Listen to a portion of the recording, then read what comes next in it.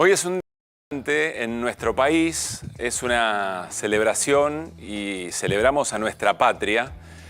Por supuesto, es el Día de la Bandera y también se recuerda el fallecimiento de Manuel Belgrano. QR tendría una enorme cantidad de cosas para decir sobre Manuel Belgrano, pero preferimos que alguien con un poco más de autoridad hable por nosotros en este caso. Acompáñenme. La importación de mercancías que impiden el consumo de las del país o que perjudican al progreso de sus manufacturas lleva tras sí necesariamente la ruina de una nación. Los grandes monopolios, insisto, repito, los grandes monopolios que se ejecutan en esta capital por aquellos hombres que, desprendidos de todo amor hacia sus semejantes, solo aspiran a su interés particular o nada les importa el que la clase más útil al Estado, o como dicen los economistas, la clase productiva de la sociedad, viva en la miseria y desnudez que es consiguiente a estos procedimientos tan repugnantes a la naturaleza, los monopolios, y que la misma religión y las leyes detestan. Por supuesto, palabras de Manuel Belgrano. Todas las naciones cultas se esmeran en que sus materias primas no salgan de sus estados a manufacturarse afuera, y todo su empeño en conseguir no solo darles una nueva forma, sino aún atraerlas del extranjero para ejecutar lo mismo y después venderlas. Manuel Belgrano. Hubo un tiempo de desgracia para la humanidad en que se creía que debía mantenerse al pueblo en la ignorancia y por consiguiente en la pobreza para conservarlo en el mayor grado de sujeción. Manuel Belgrano. Esos miserables ranchos donde ve uno la multitud de criaturas que llegan a la edad de pubertad sin haber ejercido otra cosa que la ociosidad, deben ser atendidos hasta el último punto. Uno inmediatamente piensa en el rol del Estado. También Manuel Belgrano. Y finalmente, de tanto que podríamos decir, sería interesante preguntarle a los terapeutas del poder si ese afán de reescribir la historia, de apropiarse de la historia, no tiene que ver con el miedo a ser señalados por nuestros próceres cuando trataban en sus discursos o en sus acciones de explicarnos, de explicarle al futuro de qué se trata la resistencia colonial. Así arrancamos QR. Bienvenidas, bienvenidos. Hoy tenemos un programa especial, por supuesto, con actualidad. Ya está Hernán Lecher, está Martín Granowski para charlar con nosotros de las cosas que han ocurrido en el día, pero también un día en el que elegimos recuperar algunas reflexiones de personas que han conversado con nosotros, que nos dejaron pensando, que nos parecen importantes para estos tiempos. Así arrancamos.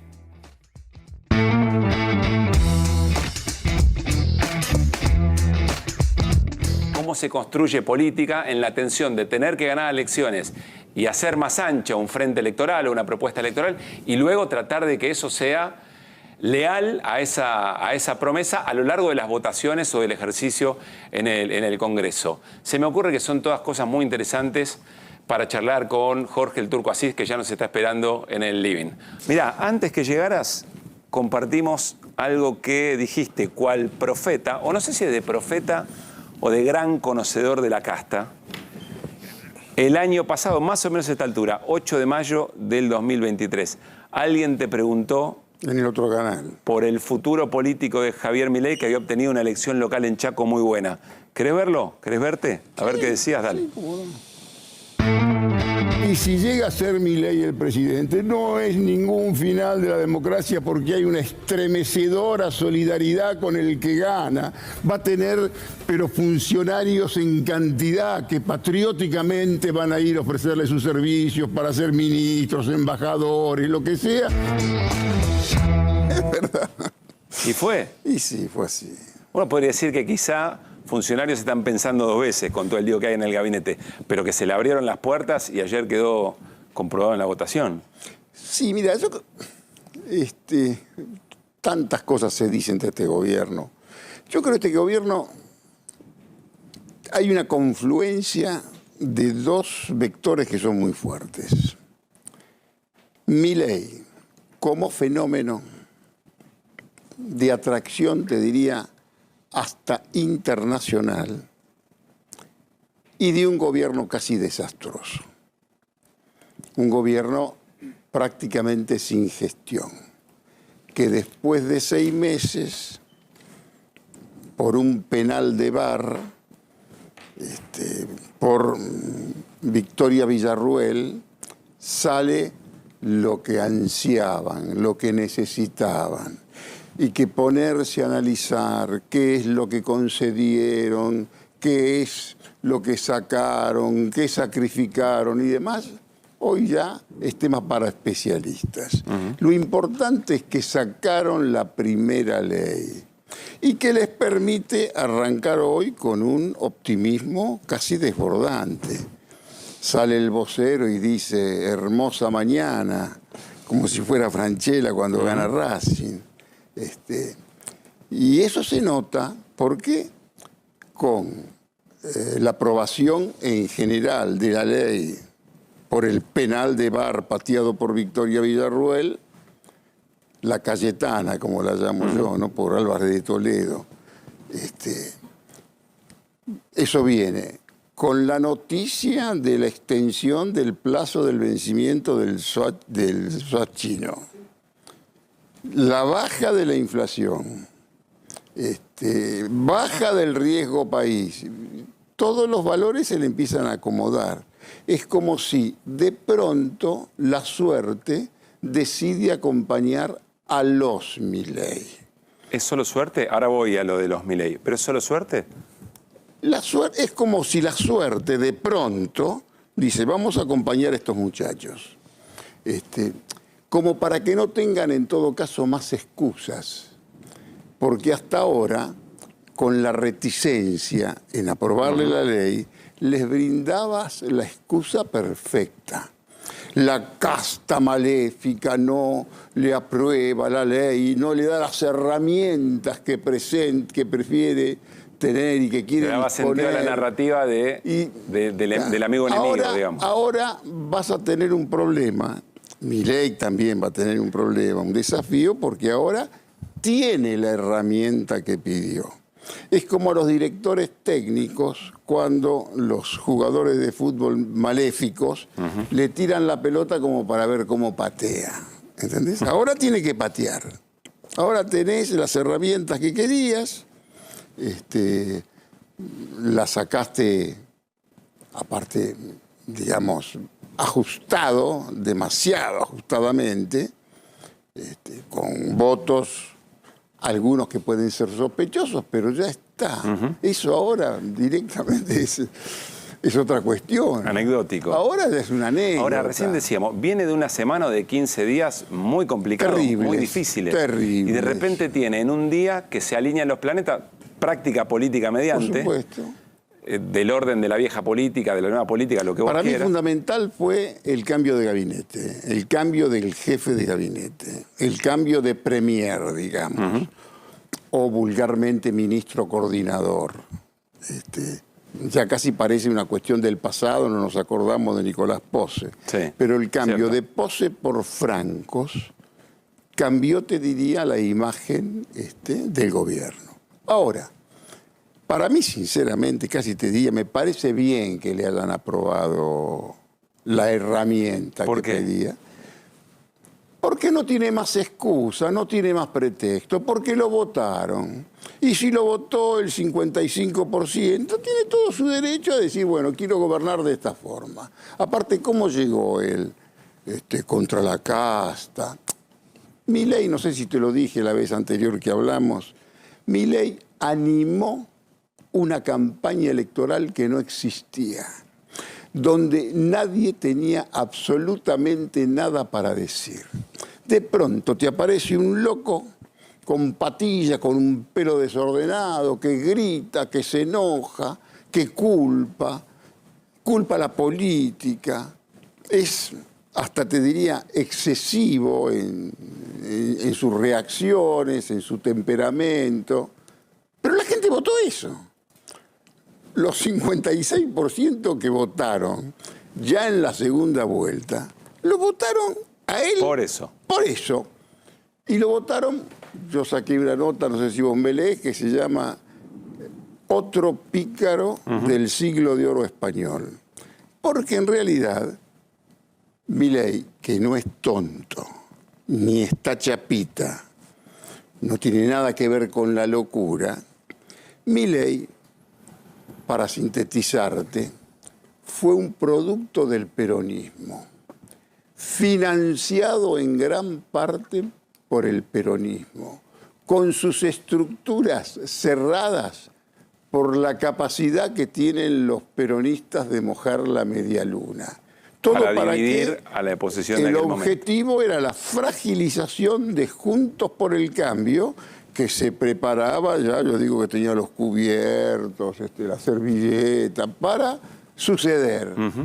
Ahora, el producto fue tan bueno que fragilizó a Juntos por el Cambio.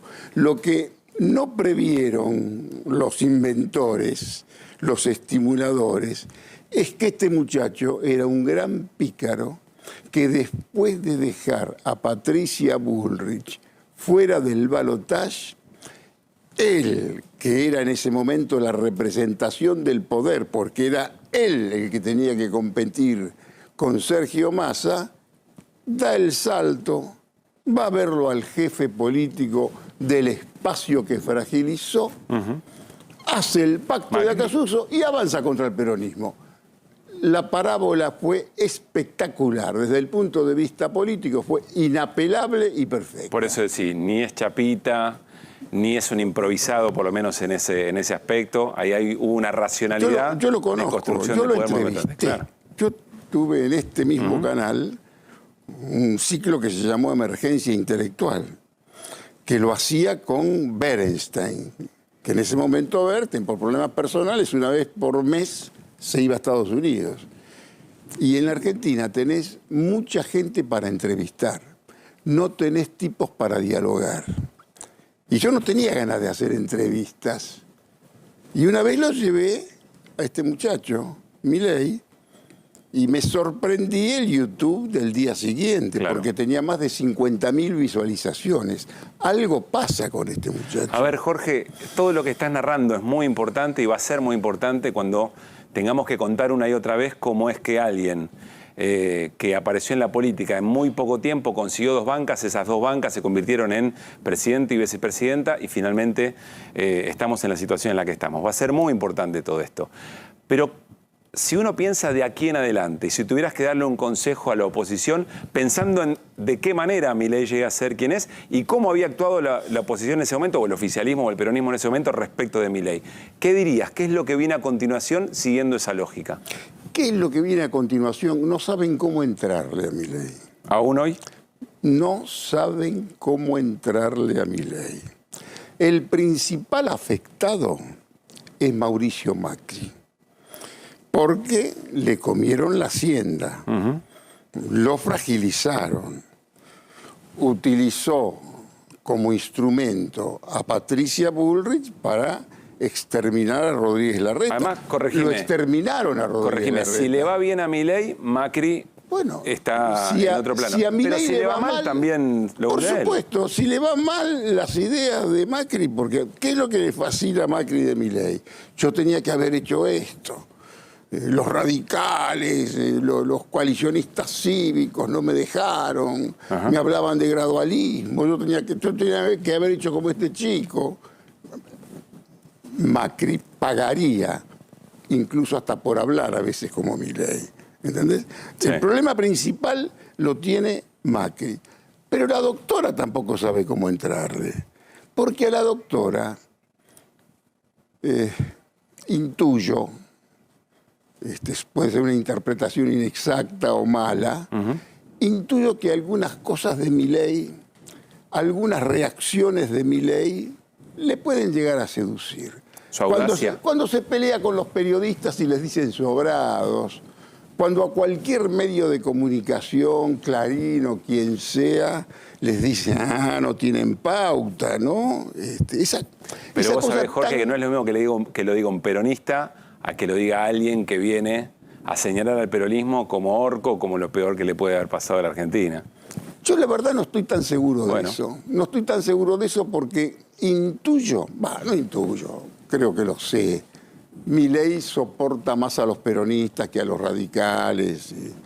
Es posible, está bien la observación. Pero lo que quise decir es que para Milei es mucho más sencillo tener ese tipo de, si querés, ofensa institucional en varios aspectos y a discreción, que alguien que se confronta y pelea por las regulaciones del poder económico. No es lo mismo quien te acompaña a quien tenés en el rincón.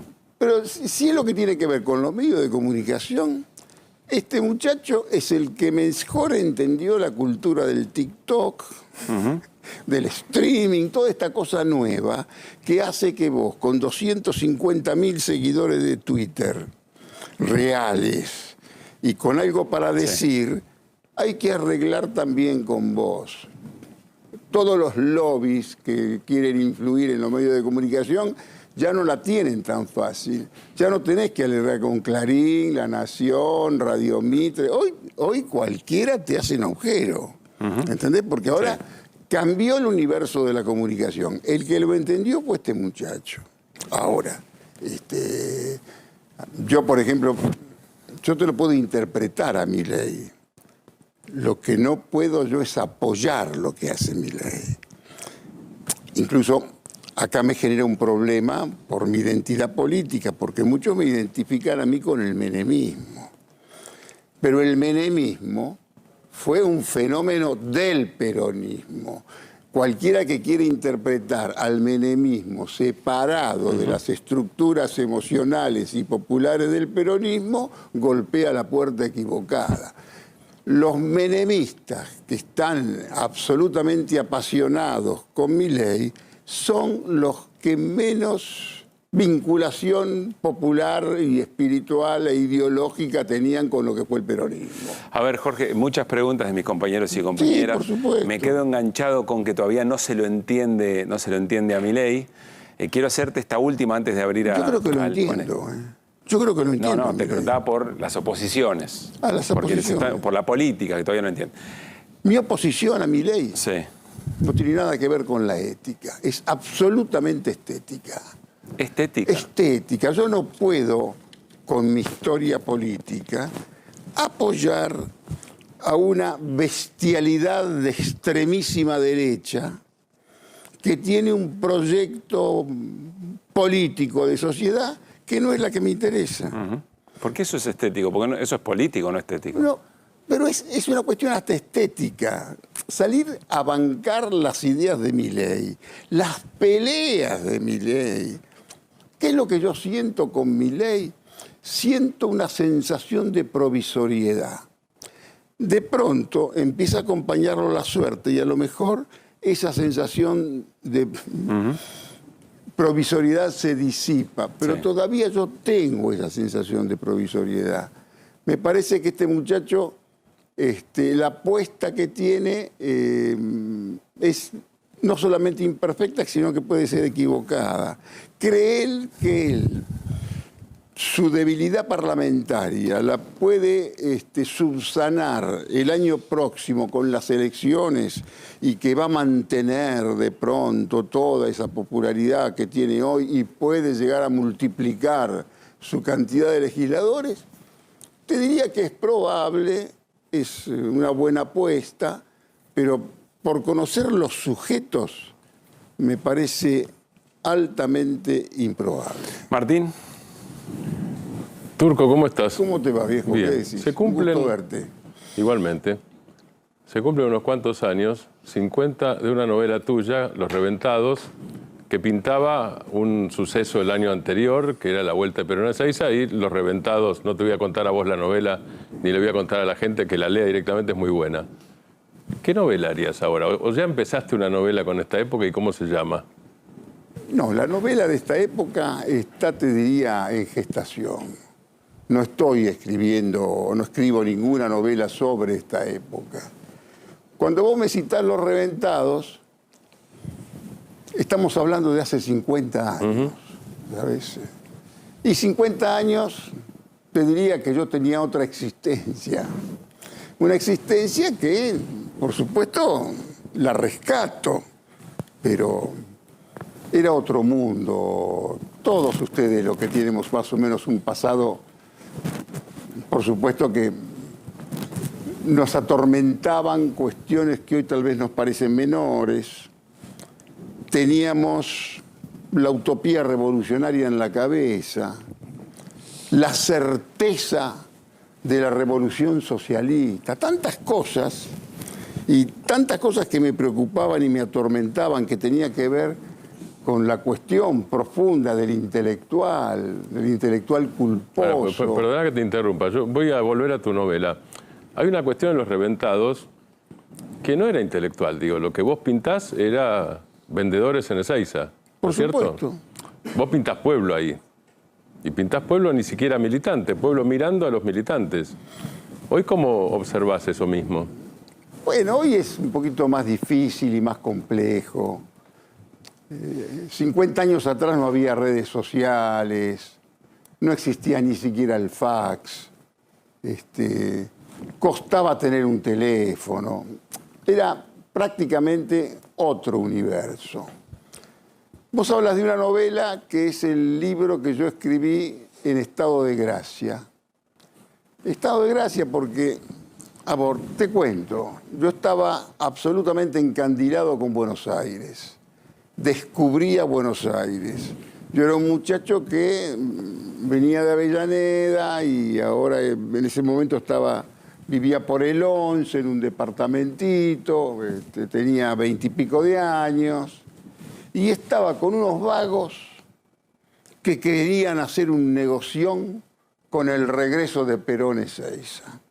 Y mientras yo escribía sobre ellos, pasaban los acontecimientos. Y yo tenía gran parte de la novela escrita hasta el 20 de junio. Y cuando voy, el 20 de junio, que participo de esa marcha, que fue inolvidable, por supuesto que busco a mis amigos que se dedicaban a esto y habían vendido 9 pósters. Los pibes pensaban que se iban a enriquecer con los pósters. Y los tipos que gritaban, póster, póster del general. Y el pueblo estaba para otra cosa en ese momento. Fue, por supuesto, un negocio muy malo, ¿no? Y un momento de lógica muy distinta. Ahora volvemos al tema de la una lógica distinta. Y en realidad pasaban los muchachos que gritaban Perón evita la patria peronista y iban y saltaban con ellos y demás y quizá vendían uno. Y nada más. Pasaban los montos, que era interminable la columna de los montoneros. Interminable es una columna y que tenía que ver con la juventud, que rejuveneció al octogenario general Perón de ese momento, porque Perón es del 93, no del 95. Por mi fascinación astrológica, yo, viste, en esas cosas le doy mucha... Claro, no es mucha para bolilla. nada lo mismo. No es cabrita de madera, era una serpiente de agua del 93. Hernán. Jorge, ¿cómo estás? Buenas noches. Te pregunto, permitime retomar algo que mencionabas hace un rato de la relación Macri-Milei. Uno imagina, un poco vos lo describías, Milei, la verdad que le ha copado la parada, como se dice tal vez en el barrio. Ahora, uno no lo ve tampoco a Macri, digamos, de brazos cruzados. Hay mucha tensión ahí. ¿Cómo ves que madura hacia adelante esa relación? Mira, según mi información probablemente mala, a partir de ahora, a partir de ya, va a buscar la manera de diferenciarse. Cosa que no quería hacer, según me cuentan, antes de que salga la ley bases. Ya con la ley bases en la calle, o por lo menos aprobada en general por el Senado, aunque ya en la práctica la dan todos por aprobada, puede intentar buscar su lugar. Pero eso tiene que ver con la interna del PRO, que es, yo la llamo la mutual PRO, es un partido pequeño que, bueno, que hicieron a partir del Juntos para Todos, casi te diría una fuerza hegemónica. Pero ese Juntos por el Cambio no existe más, salvo que pensemos que la Unión Cívica Radical va a estar otra vez en compañía del macrismo. Yo, sinceramente, por los radicales, por la información que tengo por mis amigos radicales, me parece que están en las antípodas. ¿Vos crees que el radicalismo está tratando de recuperar representación de sus bases, tratando de volver a erigirse como un partido? El radicalismo se peronizó mucho. ¿Qué quiere decir eso? ¿O cómo? Que se peronizó mucho porque está con infinitos fragmentos. ¿De qué radicalismo hablamos? El radicalismo lo preside un senador que fue el único que votó de todo su bloque en contra de esta ley. Sí. Si vos tenés un jefe, si vos tenés un número uno, por lo menos ese número uno tiene que ser seguido por los miembros del bloque que le responden. Si eso pasara en el peronismo es un escándalo. O pasa igual, o pasa en el peronismo y es una travesura más, pero en el peronismo no sorprende. En el radicalismo sí sorprende. Aparte, hay muchos muchachos, por ejemplo, de Loredo el cordobés. Sí. Te explica su posición. Utiliza tantas palabras para explicar tu posición que lo que tenés que aconsejarle es cambiar de posición, porque tu posición tiene que ser un poco más clara. No podés estar de acuerdo en esto, en desacuerdo en lo otro. La gente se pierde y tampoco más en televisión hay lugar para explicaciones extensas. No, claro. ¿Entendés? Vos tenés que ser un poquito más telegráfico. Que es una de las razones también de la presidencia de Milei, eventualmente. Pero por supuesto, porque Milei, cuando nadie tenía nada para decir, porque venían, digamos, los gobiernos deplorables, casi te diría sucedidos, de Macri y Alberto Fernández, que la verdad fueron dos gobiernos, te diría, más que flojos. Y este muchacho, ¿qué es lo que decía yo? Que a veces me lo pasan también y todos se me reían o se burlaban en su momento. Pero si fracasó Macri, si fracasó Alberto, ¿por qué no lo dejan fracasar tranquilo a él? ¿Por qué? Todos tienen derecho al fracaso. Y sobre todo en la Argentina.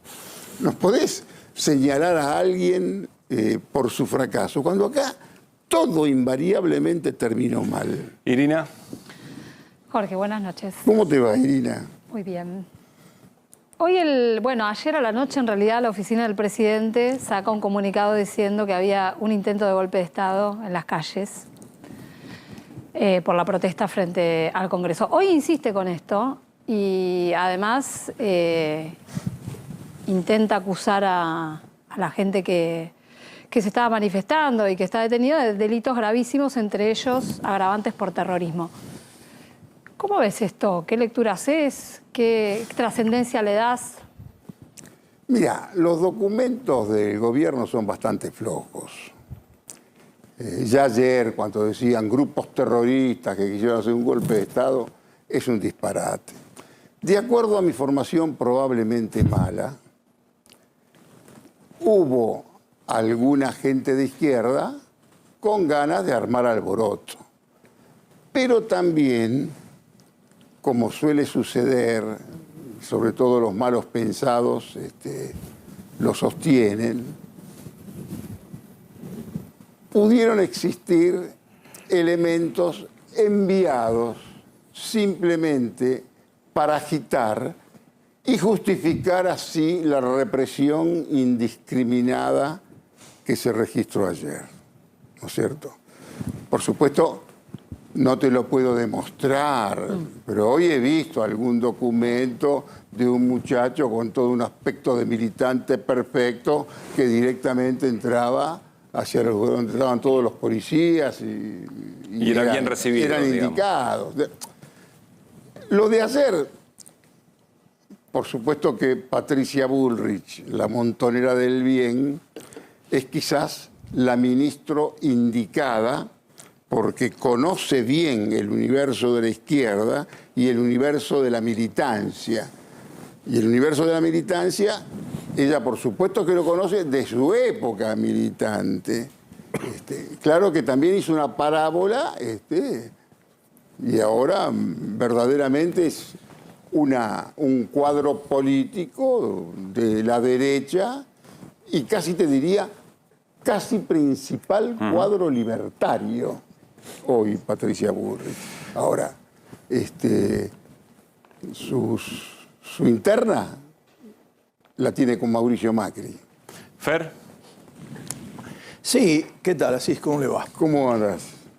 A ver, me llama la atención algunos de los que critican a Milei, que uno diría generalmente tendrían que estar defendiéndolo, y uno es Durán Barba, otro es Emilio Monzó, con crítica a gente bastante mesurada y que está del lado, digamos, de la derecha, ¿no?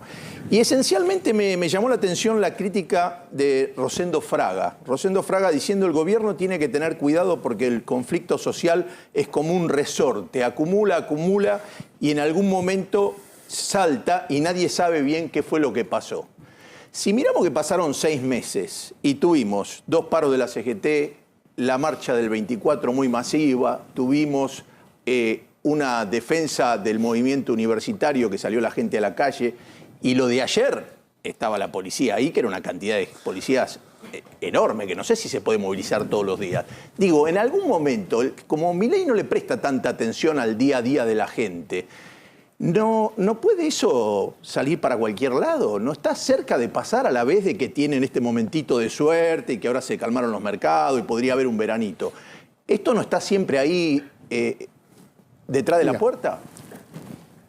Yo creo que algunas de las líneas liminares de Milei eran muy buenas ideas para plantear en la televisión, pero que eran una causa perdida para llevar a la práctica.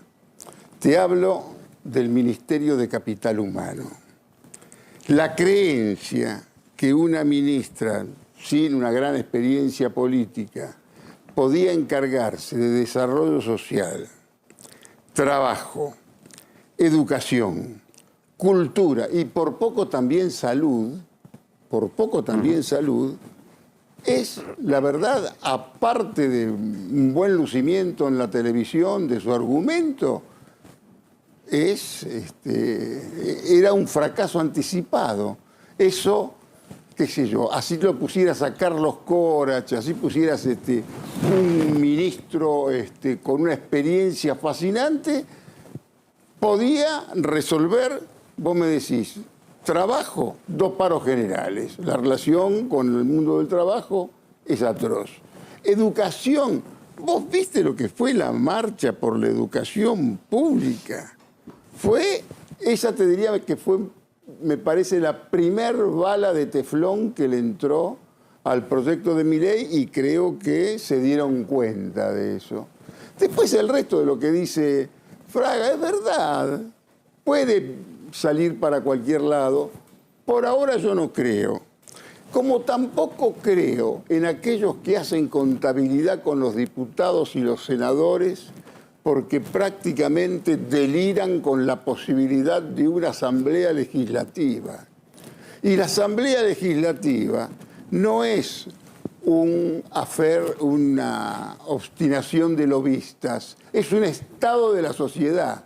Y la sociedad todavía no está, creo que no tiene absolutamente nada que ver con la posibilidad de una asamblea legislativa.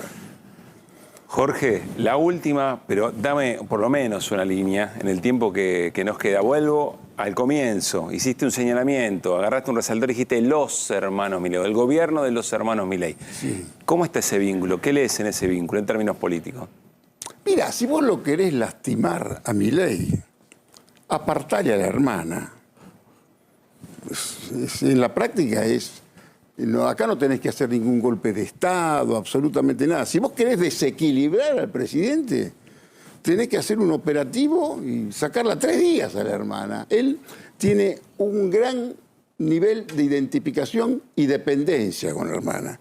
Y no por casualidad la llama el jefe. El jefe. Y en realidad él no puede despegarse de la hermana. Y la hermana crece también en política y se equivocan los que hablan del gobierno de Milei. Es el gobierno de los Milei.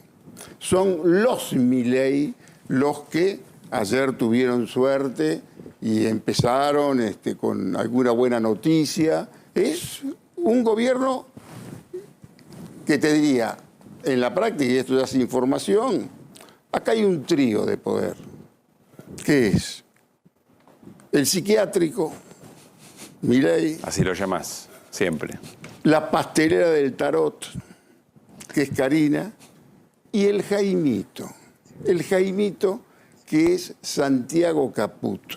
Se va comprendiendo mejor ese rol, ¿no? Determinante. Santiago Caputo, que es ideológicamente dependiente y políticamente dependiente de Rodrigo Lugones, que vive en Madrid. Y los dos son discípulos de Durán Barba, como es discípulo también Guillermo Garat.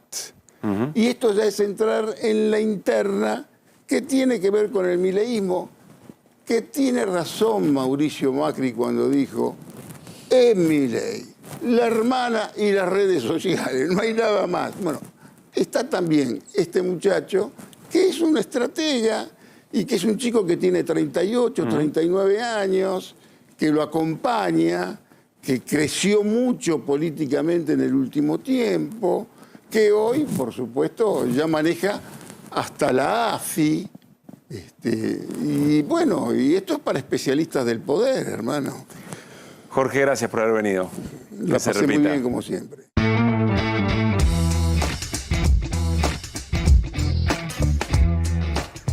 Muy bien, seguimos en QR hasta las 11 de la noche. Claro, una de las notas del día tiene que ver con la presencia del presidente Javier Milei en el Monumento a la Bandera, en la ciudad de Rosario, en la provincia de Santa Fe, como anfitrión Maximiliano Puyaro.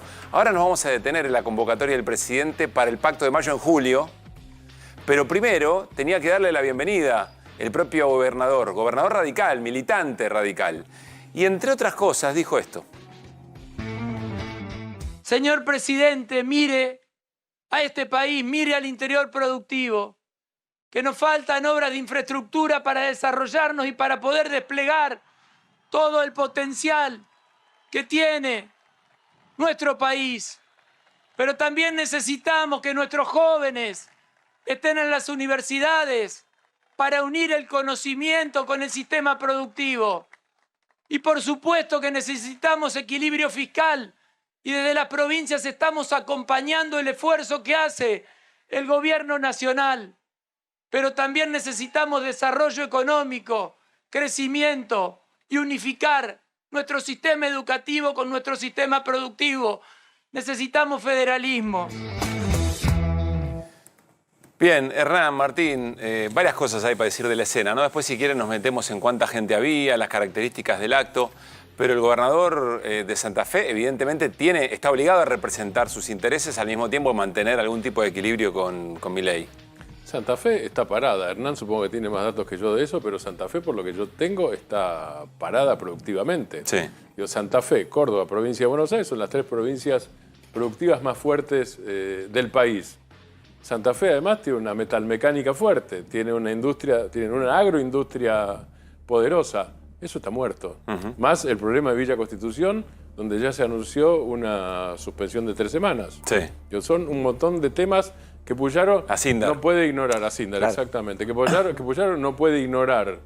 Ahora, al mismo tiempo juega a no ignorar los problemas productivos y a jugar con Milei, y hace pocos días repitió con Luis Novarecio, ya lo había dicho, pero lo repitió explícitamente, que en el balotaje Puyaro dijo, yo voté por Milei. Sí. Dijo Maximiliano Puyaro. Fue, en otras partes del discurso, al principio sobre todo fue muy elogioso, le agradeció la presencia a Milei y a Patricia Bullrich, a toda la plana de seguridad en general, a Petri y demás. Por el tema narco, ¿no? Por el tema narco, hizo, y lo hizo Hafkin también, diciendo, bueno, estamos mejor, y relató cómo estaban mejor y cómo estaban mejor. Fue bastante explícito en eso, a mí me llamó poderosamente la atención. Te agrego una cuestión en clave económica, lo que decía Martín. Todo lo que tiene que ver con la construcción, con la obra pública. Sí. Reclamó la reactivación de la obra pública. Puyaro, varios de los portales en el transcurrir del día hacían referencia a esa cuestión, que quizás fue en un discurso muy amable, la parte disruptiva, si querés, reclamándole que la obra pública ayudara a la provincia. A ver, yo insisto con esto, porque le habló de la obra pública, le habló de la educación. Habló de la educación pública, recordemos, Puyaro, insisto, con lo de dirigente y militante radical, gran protagonismo de la Universidad Nacional de Rosario en esa discusión que tiene otro capítulo. Ahora un ratito les voy a contar qué puede pasar la semana que viene, porque no está terminado el problema de la universidad pública en la Argentina, y también le hizo referencia, por supuesto, a que sea un poco más federal. En ese equilibrio entre seguir... Porque a mí me da la sensación que hay un grupo de gobernadores de distintas extracciones que también están esperando a ver qué es lo que sucede con aquellos puntos suspensivos que la política económica de Milei tiene, que la tensión política con el Congreso Milei también tiene. Hay otro grupo de gobernadores que no, que ya decidieron jugar. De hecho, Milei se junta, hay una foto importante también, que es otra de las fotos del día, que es la foto de Milei en Casa Rosada con Jalil, el gobernador de Catamarca. Con todo el norte, ¿no? Con Sáenz de Salta, con Sadir, Unión Cívica Radical de Jujuy, Jaldo. y Jaldo de Tucumán, que son gobernadores que han entregado de alguna manera sus votos a cambio de algún puente, alguna rotonda o algo que se le parezca. Ahí Puyaro parece desmarcarse un poco de ese conjunto de gobernadores. Pero quiero decir, ese ecosistema político, gobernadores Milei, da la sensación que está en un momento que quizá en lo que pase en la semana en diputados tenga una definición, y si no, la convocatoria que hace el propio Milei. Vamos a compartir qué es lo que dice Milei. Ahora volvemos a Belgrano, a la idea de la libertad, a la idea de la bandera. Me parece también muy interesante, sobre todo teniendo a Hernán y a Martín aquí en mesa. Pero vamos al momento en que Javier Milei convoca al Pacto de Mayo, pero el 9 de julio en Tucumán. Por esta razón, quiero aprovechar este día con la bandera argentina flameando en el cielo, avanzada ya la sanción de la ley bases y el paquete fiscal para...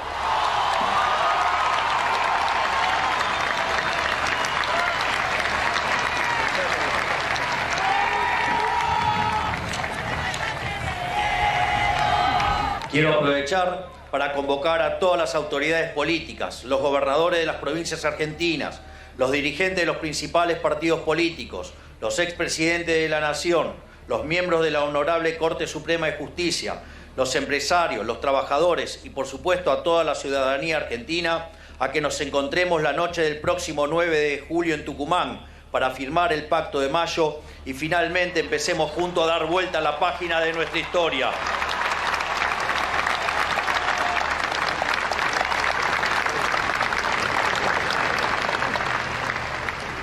Deseo que este año sea recordado en la historia argentina como el punto de inflexión en el que volvimos a empezar a ser grandes. Que Dios bendiga a los argentinos, que las fuerzas del cielo nos acompañen y ¡viva la libertad, carajo! ¡Viva la libertad, carajo! ¡Viva la libertad, carajo! ¡Viva la patria! ¡Viva la patria!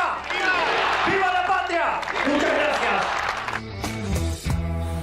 Bien, allí estaba Javier Milei. Insisto, varias cosas para decir sobre la simbología, el modo, el lugar donde efectivamente Milei estaba, pero está claro que Milei se animó a pasar de largo algunas líneas que creíamos que institucionalmente no, y lo hace y lo ha hecho exitosamente, incluso acumulando política. Me quedo por ahora en la convocatoria.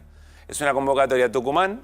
Había dicho el propio Francos, bueno, está lo del 9 de julio, está lo de la casita de Tucumán, pero la verdad que nos vamos a Tucumán porque hay que celebrar que Jaldo fue muy importante para la aprobación de la ley bases. Era un sincericidio casi de Guillermo Franco, del jefe de gabinete ese, ¿no? Sí, claro, absolutamente. Agradecemos a Jaldo. Ahora, ¿Qué imagen se...? Perdón, Hernán, dale. No, respecto de los gobernadores que decías, me parece que se van armando como ciertos bloques de gobernadores, ¿no? Esta foto que vos mencionabas, después tenés todos los del PRO y si querés los radicales medio un poco PRO, un poco no PRO, ¿no? Como tres grandes grupos.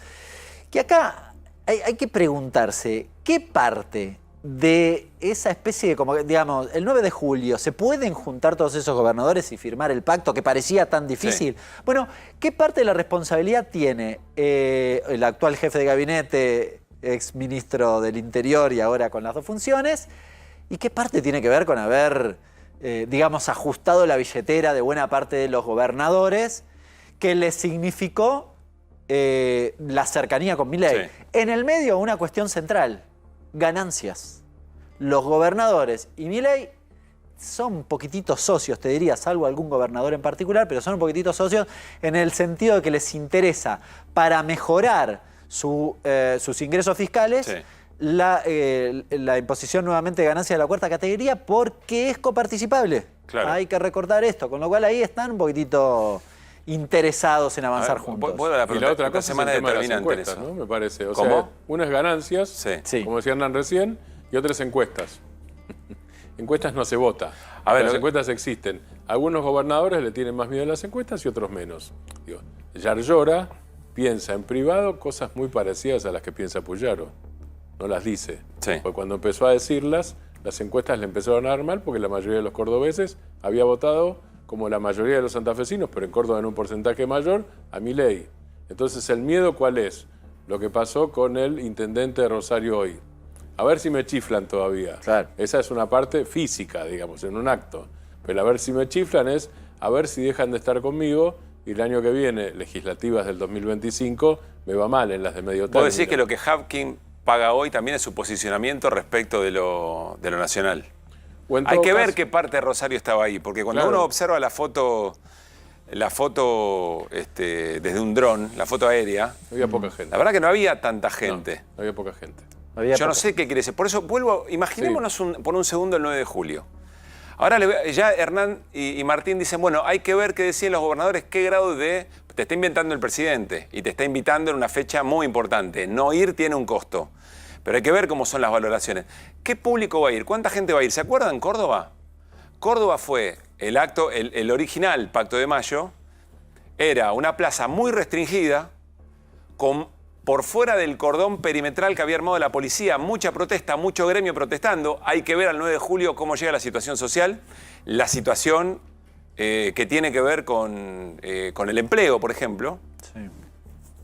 Y después tenías un gobernador que al mismo tiempo fue chiflado. Es decir, también hay que ver la relación que Javier Milei tiene con la casta política. Pero Milei dice, invito a gobernadores, invito a la Corte Suprema, invito a los sindicatos. Invito a expresidentes. A expresidentes. De Isabelita. ¿Qué foto está queriendo lograr Milei el 9 de julio? Les pregunto. ¿Y de qué depende que tenga o no tenga esa foto? A ver. No, a mí me parece... Yo creo que las menciones de todos estos actores son una exageración propia de Milei, digamos. No creo ni siquiera que esté pensando en serio. Pero perdón, es un pragmatismo, pero Milei antes no te decía eso. No, comparto. Milei antes hablaba de todo, era todo casta, ahora está convocando a la casta. Lo hizo también en el acto del 25 de mayo, si no me equivoco. Lo hizo en el acto del 25 de mayo, que llamó un poco también la atención. Pero lo que digo es, me parece que suma más actores de los que efectivamente le interesa que estén. Creo que le interesa que estén los gobernadores. No sé si los expresidentes. ¿Eso qué es? Acá está el apoyo político de mi plan. Acá está la sostenibilidad de mi plan. Sí. ¿Es eso? Y otra parte más. Construye un enemigo. ¿Cuál es el enemigo probable para Milei en ese escenario? Kicillof. Exactamente. Y Quintela también. Kicillof y el gobernador de La Rioja. El que queda afuera. Hay más, pero claro, exactamente. El que queda afuera, como dice Hernán, tal cual. O sea, hay que ver qué pesa más. Si el que queda afuera para que Milei lo señale como enemigo o alguna debilidad política, vaya uno a saber por qué, si Milei no logra la foto que quiere. Sí. Si Milei no logra la foto que quiere. Bueno, quiero detenerme un cachito más en la figura de Manuel Belgrano. Lo hicimos en el comienzo del programa. Me da la sensación, Martín, te pregunto como profe de historia, ¿digo bien? Sí. Sin ejercer, pero eso estudié. Está bien, pero que hay una idea de libertad que Milei le atribuye a Belgrano. Es como si Milei le diera a Belgrano la idea de libertad que él tiene. Que Milei tiene. Sí. A mí lo que me impresiona, digo, que los dirigentes políticos y los presidentes usen la historia, reinterpreten la historia, no es algo como para espantarse. Eso no me parece a mí. Uno no se puede espantar de eso porque no tienen por qué ser investigadores rigurosos. Ahora, dicho esto, en el discurso de Milei de hoy hay ciertos elementos que son francamente ignorantes. directamente puedo decir eso. Acá... Ignorantes en el discurso de Javier Milei, ignorantes de la historia. Ignorantes de la historia, digo, que se chocan con datos históricos que no discute nadie. Por ejemplo. Él dice, por ejemplo, a ver, no esperó, dice Belgrano, la autorización de nada e hizo lo que sabía correcto. Algo que se ha convertido, dice Milei, en una sana costumbre en el interior del país, cuando las imposiciones y exigencias de las políticas de Buenos Aires son excesivas e infundadas. Belgrano fue al Ejército del Norte, justamente, y la batalla del Ejército del Norte, como decisión de la Junta, y Castelli también se va al Alto Perú, para llevar la Revolución de Mayo, que era de Buenos Aires, digamos, vamos a ponerlo en términos de geolocalización, como se diría en época del GPS, para llevarla al norte. Y el fusilamiento de Liniers es en Córdoba, que era la contrarrevolución. Es decir, que en el interior todavía estaba la contrarrevolución. Lo que había era justamente llevar la revolución al interior, con mayores grados de apoyo en unos lugares y con menores grados de apoyo en otros, y mayor resistencia realista o prorrealista en otros, o en todo caso contrarrevolucionaria. Quiero hacer una pregunta. Esa es verdad histórica, por eso no lo discute nadie. Sí, arrancamos el programa con algunas frases. Sí. Vos hablaste justamente de una sobre los monopolios. Sí. Belgrano, muy crítico de los monopolios que nos llevan a la ruina, dice Belgrano. Y decía además, o hacía un cuestionamiento al interés particular, básicamente, del monopolista. Bueno, yo cuando te escuchaba, lo contraponía con el discurso de Milei en Davos, que dice exactamente lo contrario. Milei dice, a ustedes, incluso a los que son monopolios, hace una reivindicación del monopolio, y la hace desde el lugar de que el interés particular del monopolista es el que desarrolla la economía. Es la antítesis. Pero hasta el argumento detrás de la discusión del monopolio es contrario a lo que planteaba Belgrano. Hay que sentirse mucho para citar a Belgrano un 20 de junio y decir exactamente lo contrario, ¿no? Hay que sentirse con mucha ínfula. Pero además teniendo en cuenta que, situado históricamente, Belgrano obviamente quería la libertad de comercio. Digo, no me voy a meter en eso porque sería una interpretación larguísima. Digo, o sea, el liberalismo económico de ese momento implicaba independencia, no colonialismo. Claro, implicaba independencia, implicaba, como dice Hernán, romper con el monopolio, que era el monopolio comercial justamente. Y además, Belgrano habla de manufactura. Lo leíste vos antes. Claro. Que hay que hacerla acá. Que hay que hacer acá. En la materia prima fuera no. Acá. Belgrano no dice la frase sustitución de importaciones en lo que vos leíste antes. Le pegan el travesaño. Pero la verdad, exactamente, le pegan el travesaño. Porque claramente dice, ¿qué es sustitución de importaciones? Es lo que importabas, lo empezás a fabricar vos. Belgrano, en lo que vos leíste antes, Pablo, dice exactamente eso. O sea, si uno, quiero entender lo que me están diciendo, si uno piensa en el RIGI, ¿qué diría Belgrano del RIGI, Hernán? Bueno, viste que cuando decís, si Belgrano viviera, pero claramente su mirada no es equivalente con... Yo recuerdo a algunos grandes líderes latinoamericanos que decían que no había tal cosa como segunda independencia, que en realidad era la misma, que todas estas discusiones eran parte de la misma independencia. Por eso me animo a pensar en términos de qué significa la libertad económica en estos tiempos, qué significaba en aquel, y qué significa un plan como el RIGI en términos de soberanía económica. Muy protector de lo propio, además, Belgrano, con lo cual, efectivamente... Bueno, Martín sabe más, pero hay algunas discusiones respecto del plan de operaciones y... De Moreno. Claro, de Moreno, que algunos dicen, no sé si está 100% confirmado, pero que Belgrano se lo pide. Y el plan de operaciones es una hoja de ruta, básicamente de desarrollo, si querés, hoy deberíamos decir industrial. Sí. ¿Bien? Incipiente en ese momento, lo que quieras, pero es una hoja de ruta de desarrollo industrial. No es el RIGI. Yo quiero... ¿Cuánto tenemos, Woody? ¿3 minutitos? 2 minutitos. ¿Querés que te agregue algo de Belgrano? Me quiero detener en algo que se menciona poco. Vieron que ahora hay un reflejo de allá, de acá, de aquel costado del otro, decir, bueno, vayamos, movilicémonos, pero solo con banderas argentinas. Lo digo en el Día de la Bandera, pero solo con banderas argentinas. Es decir, bandera argentina en contraposición de una bandera político-partidaria. Hoy Milei dijo, encontrémonos el 9 de julio, pero saquémonos nuestras anteojeras partidarias. A mí, ahí hay un discurso profundamente antipolítico que caló. Porque Belgrano tenía una... Es cierto, creador de nuestra bandera, pero tenía una idea política de cómo había que desarrollar la Argentina. Bueno, y por eso Milei también tiene una idea política. Perdón. Creó la bandera y, no espero. Que es una bandera creó política. La bandera porque justamente era una decisión política. Claro. Crear bandera propia. A mí me preocupa esto, porque cuando Milei dice saquémonos las anteojeras partidarias, es como si él estuviera haciendo algo que es natural y no político. A mí esas cosas me preocupan, cuando dejamos de ver que todos tenemos una mirada respecto de el mundo que nos rodea, y esa mirada en el mundo que nos rodea la vinculamos con otras personas que más o menos piensan lo mismo.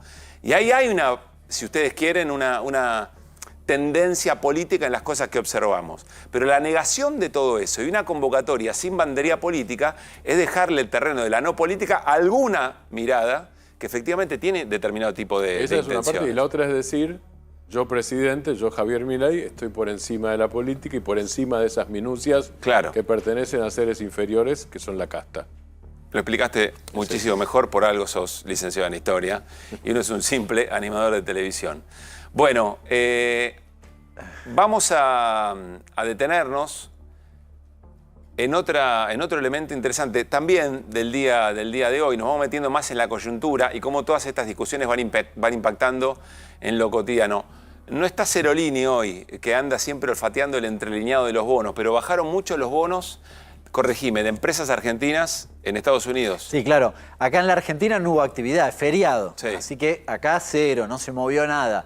Pero en Estados Unidos no era feriado, así que lo que llaman ADR, las acciones que cotizan en la bolsa de argentinas, que cotizan en la bolsa de Estados Unidos, cayeron en promedio 8%. La mayoría cayó.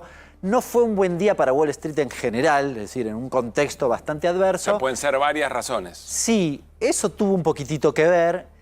¿Hay algún debate respecto de por qué las argentinas cayeron? A ver, por ejemplo, algunos dicen, no está resuelto la ley bases. Sí, pero ¿cómo? Si en realidad se votó en el Senado.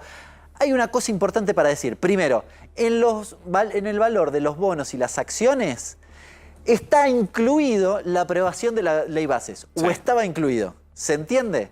Es decir, si hay dudas de si se aprueba como estaba originalmente, tienden a bajar, no a subir, si es que se generan dudas. Algo de esto hay, te diría, sobre todo con el capítulo ganancias y bienes personales, por algo que alguna vez mencionamos aquí. Sí, y sobre todo de ganancias. Si yo aplico nuevamente ganancias, ¿qué pasa? Mejoro la recaudación, con lo cual el mercado lo interpreta positivamente porque hay más plata para pagarme a mí que tengo los bonos. ¿Se entiende?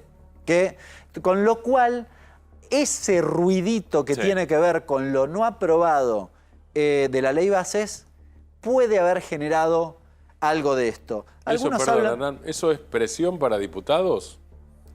No sé si presión. Yo no sé si los diputados están mirando el mercado. Si querés, Caputo quizás lo mira y lo llama y les dice, che, fíjense que esto me complica. En parte, si querés, de manera indirecta puede ser.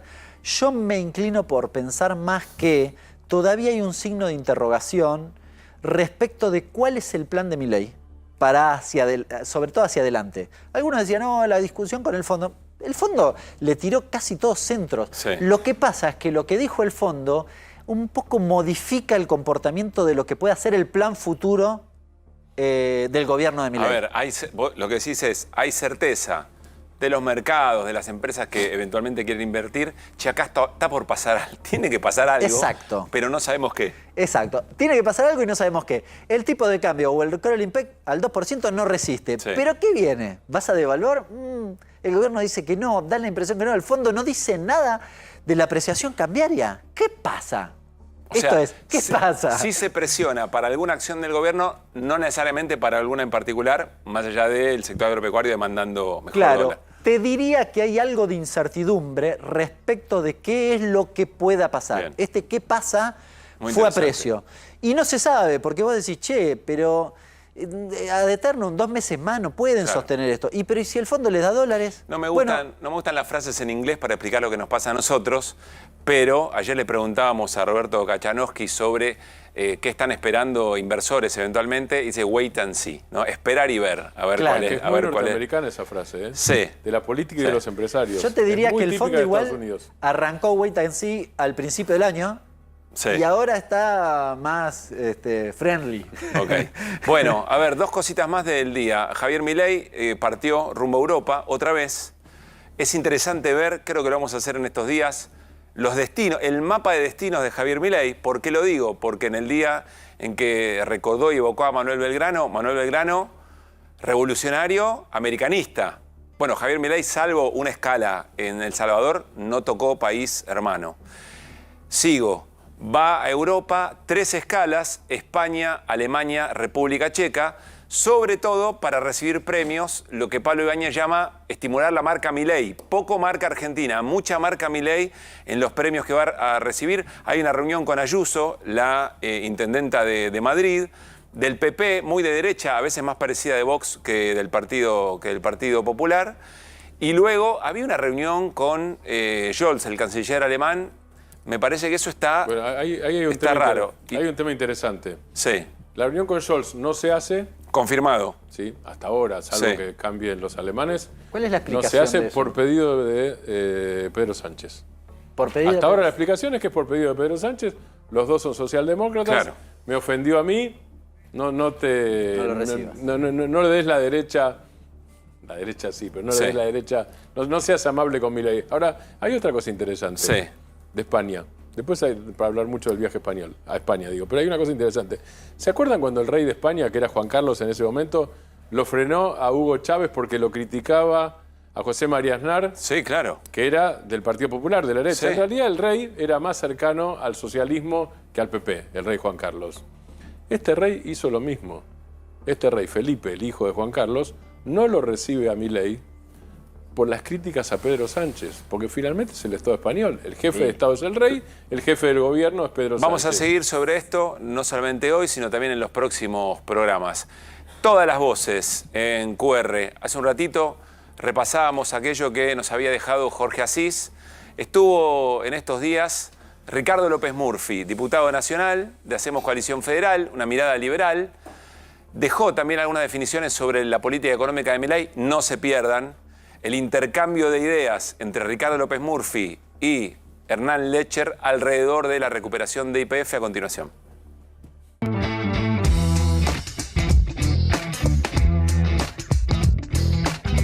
Muy bien, seguimos en QR y está, como les decíamos, el diputado nacional Ricardo López Murphy para charlar con nosotros. Ricardo, gracias por estar aquí. No, muy bien. ¿Cómo estás viendo la escena general en el debate en el Senado en la víspera de una discusión muy, pero muy importante? Hay una situación muy compleja que viene de una herencia terrible y de un esquema que se usó para enfrentar esa herencia terrible que privilegió resolver ciertas cosas a costa de otras.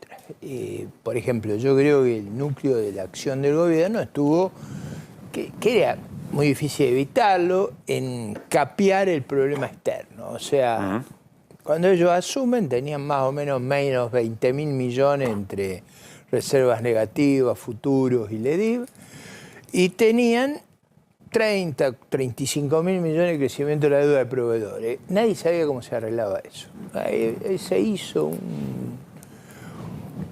un esfuerzo, yo creo que grande. Eso se fue con el BOPREAL, postergando pagos. Eso se fue controlando.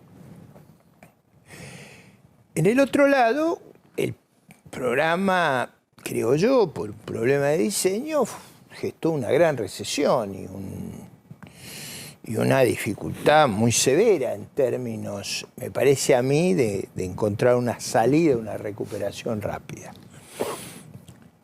En un mundo que es muy difícil, hablábamos antes de esto, Sí. yo vengo de una reunión de la Comisión de Defensa Nacional, los problemas que hay en el mundo y cómo nos afectan son inmensos. Yo creo que la cuestión más delicada que está ocurriendo, que tiene que ver con la ley, es un problema simbólico. ¿Hay gobernabilidad o no en la Argentina? O sea, para vos, más allá de lo que se discute en cada artículo, acá la discusión es si el gobierno logra sacar una ley. Yo diría que eso no es un tema menor. En 6 meses no ha habido una ley y inevitablemente el gobierno tiene que enviar un presupuesto, tiene que hacer cosas con el Congreso. ¿Quién está leyendo eso con detenimiento? ¿Qué actores importantes leen si el gobierno tiene gobernabilidad o no? Somos conscientes de ese problema porque muchos a veces hemos votado en la discrepancia para facilitar una salida de problemas muy complejos. Creo que un resultado adverso mañana va a dar una mala señal en términos de gobernabilidad, más allá de los aspectos de la ley que, sí, entiendo, si ustedes quieren, los discutimos en detalle. O sea, hay un tema político, de gobernabilidad complejo en la Argentina que deviene del sistema institucional que tenemos. Nosotros tenemos un sistema presidencialista. Los sistemas presidencialistas requieren dos cosas. O dos grandes coaliciones, que una gana y una pierde, pero eso genera gobernabilidad, o una aptitud para la cohabitación que requiere mucha madurez. Yo ¿Y el gobierno no tiene esa veo en el madurez? sistema político argentino la madurez para llegar a cohabitaciones. Cuando digo el sistema político, digo el gobierno. Es difícil encontrar, más allá del temperamento de los actores y de sus excesos y de sus dislates, si ustedes quieren, el problema del diseño institucional es muy complejo. Si yo hubiera estado a cargo, digo, no ocurrió eso, creo que desgraciadamente para mí, para la Argentina, pero si yo hubiera estado a cargo, yo hubiera tratado de formar una coalición de gobierno. Hubiera tratado de resolver ese problema. Es decir, asumir la realidad. La realidad, por ejemplo, en la representación parlamentaria y armar una coalición que permita mejor gobernabilidad. Que permita enfrentar los problemas del Congreso, no con esta angustia que vamos a la sesión de mañana, donde nadie sabe qué es lo que va a ocurrir, ni por qué, sin entrar en los detalles de la ley. Entiendo. O sea que... Estás diagnosticando un problema político ya en la misma escena, más allá de cómo se resuelva mañana el tema. Efectivamente, porque ese era el problema de elegir un outsider, un partido, yo dije, se han enojado mucho, vecinal, lugareño. Lo que quise decir es un partido sin cuadros, sin representación provincial, sin representación en el Congreso Nacional, íbamos a tener un problema de gobernabilidad inevitable. Bueno, mañana eso se pone sobre la mesa. Si se resuelve negativamente, los problemas se vuelven muy complejos. Si el gobierno logra aprobar la ley, vuelve a diputado y ahí empieza otra historia. Pero, digo, la cuestión de aprobar la ley es muy importante simbólicamente. Va a transmitir un mensaje a la sociedad argentina y al resto del mundo muy significativo. A ver, Ricardo, me resulta interesante el rol que le compete a los sectores de la oposición, que eventualmente tienen que pensar, no estoy de acuerdo, porque se están discutiendo cosas importantes, se están discutiendo cosas a 30 años. No, sin duda. Bueno... y con realidades nuevas. Por ejemplo, yo los he escuchado a ustedes discutir el problema del autoabastecimiento. Ese no es un problema relevante para Argentina, discúlpenme. ¿No es relevante? No es relevante, ¿por qué? Porque Argentina es un país exportador. Nosotros somos una de las grandes reservas del mundo. Pero se nos corta el gas si hacemos mal las cuentas. No, bueno, pero eso porque no tenemos infraestructura, porque estamos descapitalizados, porque hemos tenido 20 años de desquicio. Hace 20 años que Argentina invierte muy poco. No invierte y además dice disparate su liderazgo todo el tiempo. Por ejemplo, yo digo, ¿cómo pueden creer que tenemos que tener desahorro fiscal en un país que no tiene ni moneda, ni mercado de capitales, ni tiene inversión? El déficit es desahorro, resta recursos a la inversión en un país que no se invierte. Un país que debería tener superávit. O sea, pero no porque se me ocurre, porque ortodoxia, sino porque necesito volcar recursos a la inversión. Lo que no tiene Argentina es la capacidad de reproducirse. Un problema casi ahora, acá hay una pregunta propia de Adam Smith. Respecto de la inversión, ahora de paso Hernán que conoce más el tema, pero respecto de la inversión, creo que no hay sector de la política argentina que niegue la necesidad de tener un programa de inversión, es decir, algo que le pueda dar expectativa, algo que le pueda dar estabilidad a quien quiera venir en la Argentina. La pregunta es si esta es la manera que está planteada. Bueno, ahí vienen dos, pero hay dos definiciones previas. Uno, no hay espacio para déficit. Eso me parece que es muy tajante. Eso no, yo me niego a esa discusión porque eso va contra el álgebra. O sea, yo cuando me dicen, no hay ley de gravedad, yo paro, ahí ya no discuto más. Entonces ahí hay un problema de álgebra. Perdón, ¿puedo meter un paréntesis ahí? Sí. Un déficit o un ajuste, que es lo que eventualmente recorta déficit es otra cosa, no importa si hay ajuste o no ajuste. Pero para llegar a déficit eso hay dos opciones. No, bueno, no. Hasta donde entiendo. Pero, o a se ver, recauda mejor, espera un poquito. O se ajusta. Déficit significa que yo estoy destruyendo el país de dos maneras, por desinversión y por inflación. No hay forma de ir por ese lado. Ahora, después para llegar al superávit, seguramente hay distintas... Yo planteé en el debate que este no es el camino que yo hubiera elegido, es otra cosa. La segunda cuestión es cómo uno diseña el sistema impositivo. Uno tiene que diseñar el sistema impositivo no castigando a quien incorpora recursos a la economía, sino a quien los saca. Los impuestos tienen que ir sobre el gasto. Pueden ser progresivos, como decía Nicolás Caldor, en famoso impuesto progresivo al consumo, pero puede decir, la clave es que Argentina tiene que sesgar sus instrumentos hacia la inversión. ¿Para qué? Para sacar a la gente del desempleo, del sobreempleo público, de la informalidad, porque el cambio tecnológico no cae como un maná del cielo, viene metido en los bienes de capital. Nosotros tenemos un problema de bienes de capital. Bueno, basta andar por las rutas nuestras, basta mirar nuestras Fuerzas Armadas. Nuestros barcos no navegan, nuestros aviones, no tenemos aviones. Bueno, usted fue ministro de Defensa y hace lo 10 conoce. años que no tenemos aviación supersónica. Y si todo sale bien, recién la vamos a tener en el 26. Hernán seguro tiene mirada sobre esto. Hernán. Sí, en realidad quería llevarlo un poquitito al mundo laboral, de algunas de las cosas que mencionábamos hace un ratito, pero en particular sobre un artículo que se votó en la Cámara de Diputados que a mí me llamó la atención, que es básicamente el agravamiento de la indemnización por despido por acto discriminatorio. Dicho de manera sencilla, te pago el 50% más de la indemnización, pero te puedo echar por raza, porque pensás distinto, porque sos mujer, porque sos homosexual. ¿Estás de acuerdo con ese artículo? Vamos despacio.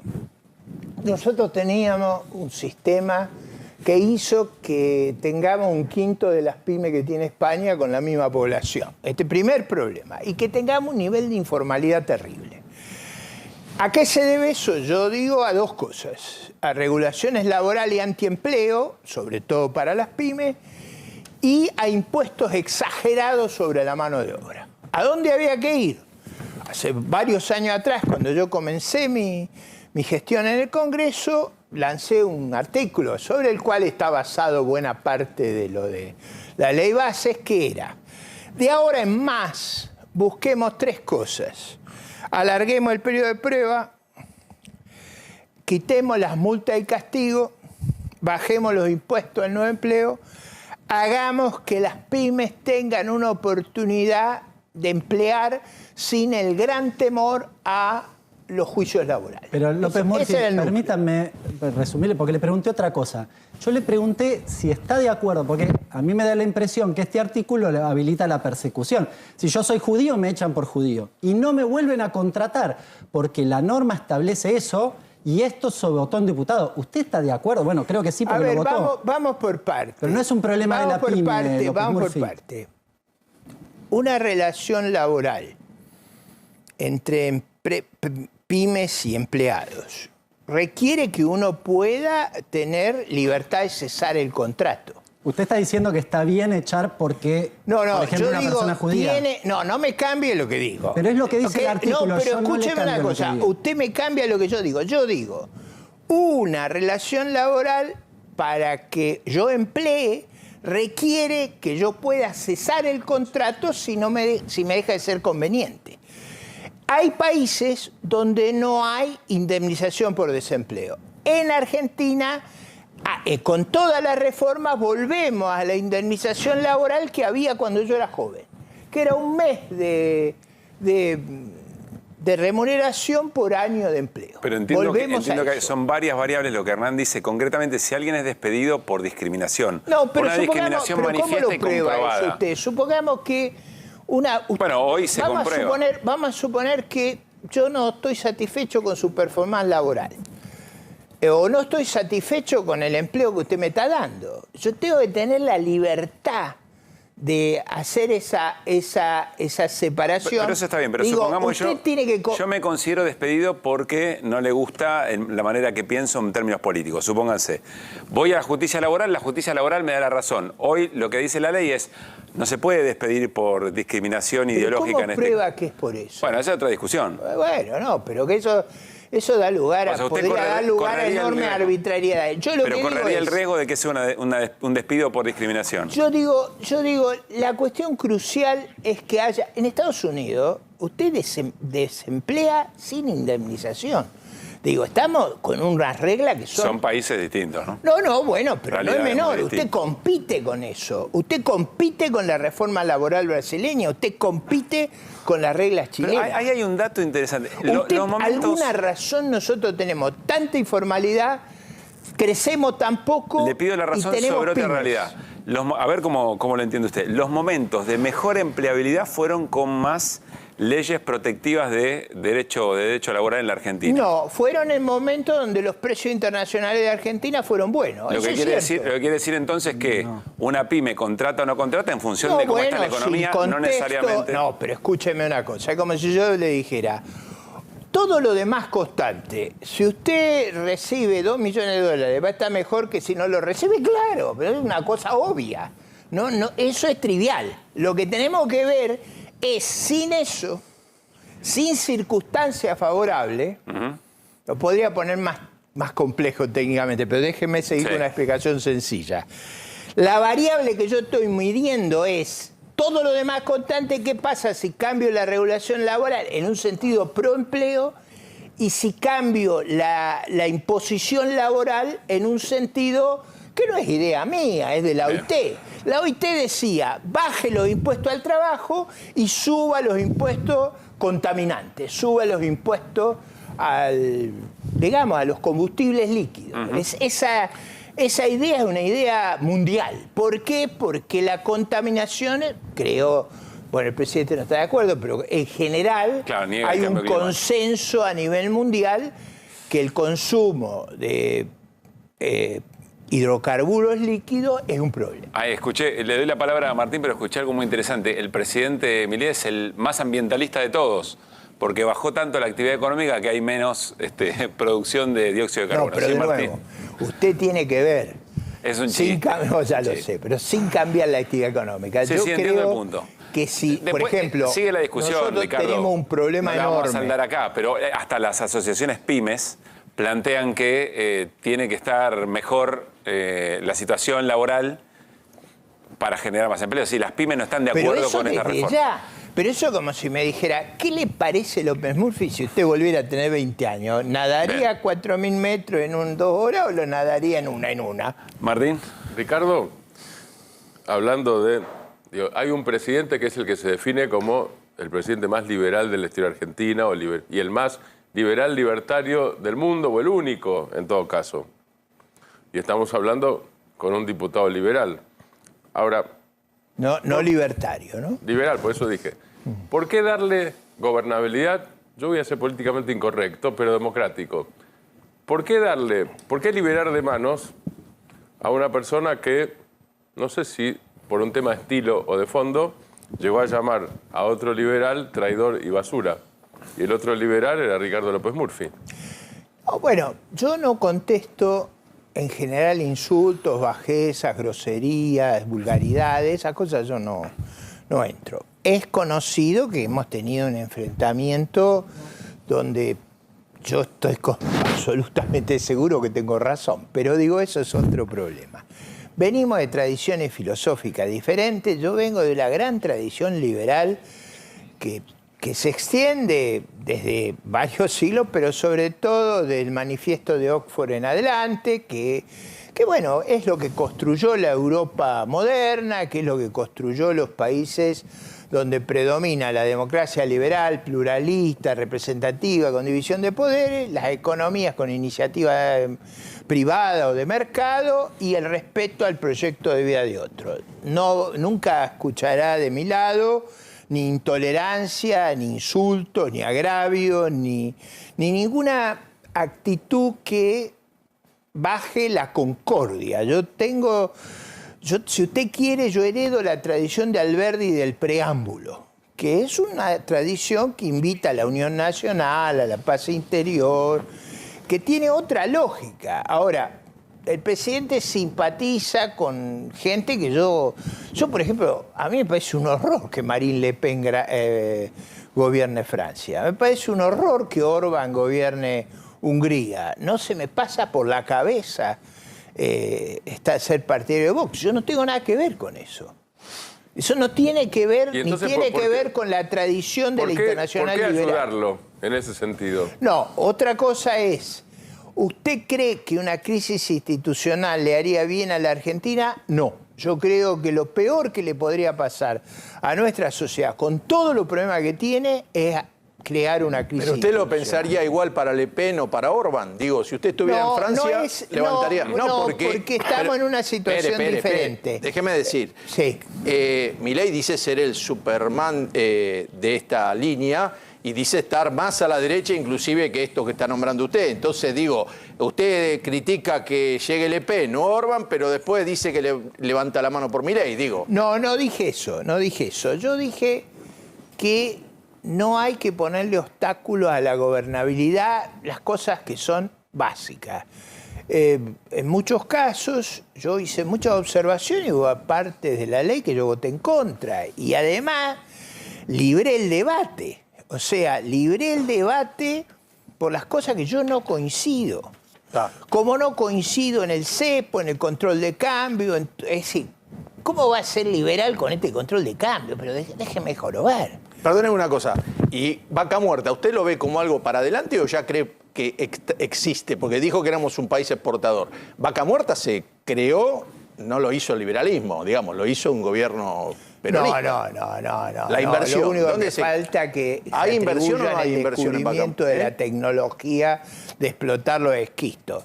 Eso vino de un cambio tecnológico que se dio en los Estados Unidos y que resultó que nosotros tengamos esquistos, el cambio tecnológico... Pero está funcionando. Está funcionando. Vino alguien y pusieron las máquinas, digo, y hubo inversión. Pero, ahí. digamos, para lo que hay que hacer ahí, nosotros tenemos ahí alrededor de 1000 TCF. Consumimos 1,5 por año. Para poder usar eso en el lapso donde el consumo de hidrocarburos es razonable, tenemos que meter decenas de miles de millones de dólares todos los años. No lo vamos a hacer con un régimen, con control de cambio, con inseguridad jurídica. No lo vamos a hacer, pero sí hemos hecho tanta locura que capaz perdemos YPF por digamos, violar todos los estatutos de la sociedad por una estupidez en la compra estatal de las acciones. No por comprarlas, sino por hacer estupideces, como las que hizo el señor Kicillof. 16.000 millones de dólares. Si usted me dice qué me angustia a mí, es que todos los problemas que tenemos, todo el mundo se ha olvidado de los 16.000 millones. Y los 16.000 millones están ahí. ¿Qué vamos a hacer con eso? O sea, nuestro escenario es extraordinariamente complejo. Digo, los 16.000 millones que perdieron Cristina, Zanini y Kicillof. Es una catástrofe innecesaria para el propósito que ellos tenían. Yo no le estaba hablando, no era la pregunta. Pero... No, digo porque ese no es un tema menor. No, Ricardo, es un tema menor, pero es posterior eso. Sí, Martín, ¿sobre eso tenés mirada? No, ¿sobre YPF? No, la curva de aprendizaje la hizo la YPF estatal. Esto objetivamente es así, Ricardo, no se ofenda, pero si no hubiese habido ese proceso, la verdad es que los costos que usted menciona, es cierto que las máquinas existían, pero Permian en Estados Unidos producía un costo y la Argentina no. Con lo cual, y nadie acá quiso hacer la inversión, ¿eh? La verdad que todas las empresas privadas fueron a sacar el petróleo cuando YPF se metió. Esto es objetivamente así y el costo de la inversión recayó sobre esa empresa estatal. Repsol no lo hubiese hecho y demás. Usted puede cuestionar la cotización. Yo no estoy de acuerdo en esa impresión. Pero los datos son. No estoy de acuerdo en eso. Tecpetrol estuvo ahí. Acuérdese, no estuvo ahí. Acuérdese que los subsidios mal dados generaron problemas enormes con Tecpetrol. No estuvo ahí, el punto es el siguiente. Una vez que se descubrió la tecnología, Como, por ejemplo, ¿por qué no desarrollamos vigorosamente en el siglo XIX? Porque se combinó el orden institucional con el descubrimiento de los barcos a vapor, de los barcos frigoríficos, de los ferrocarriles. Los costos de transporte de Argentina bajaron 99%. Ricardo, lo invitamos a discutir esto que es apasionante y es de futuro. Solo una última pregunta. ¿Mañana cree que sale o que no sale la ley? No lo sé. Está ahí, está la moneda en el aire. No lo sé porque creo que, a ver, si hubiera la misma concepción que yo tengo, yo hubiera tratado de construir una coalición que no fue el que caso por parte de asegurara la gobernabilidad. Yo creo que la gobernabilidad es un problema gigantesco de Argentina.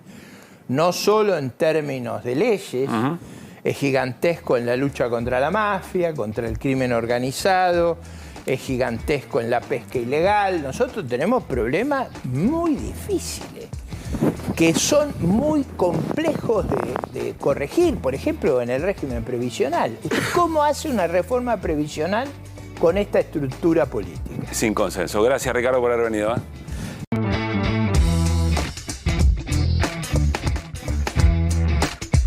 La próxima semana, atención, porque reflota, o la pregunta es, ¿tendrá capacidad de reflotar de la manera en que lo hizo el problema de las universidades nacionales, el problema de las universidades públicas? ¿Por qué?